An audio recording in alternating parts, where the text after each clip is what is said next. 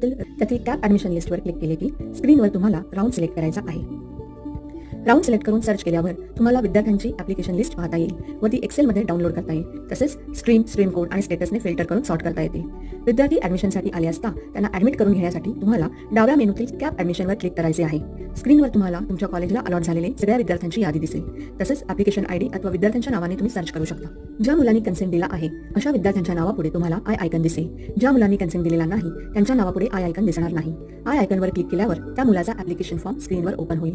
फॉर्ममध्ये त्याचे सर्व डिटेल्स तुम्हाला पाहता येतील. त्या स्क्रीनवर विद्यार्थ्यांनी अपलोड केलेले डॉक्युमेंट तुम्हाला दिसतील.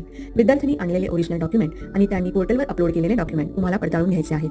त्या डॉक्युमेंट समोर व्हेरीफायच्या बटनवर क्लिक करावे जर तुम्हाला अपलोडेड डॉक्युमेंट योग्य आहेत याची खात्री असेल तर. परंतु अपलोड केलेले डॉक्युमेंट व ओरिजिनल डॉक्युमेंट यामध्ये तफावत असेल तर नॉन व्हेरीफाय या टॅबवर क्लिक करावे.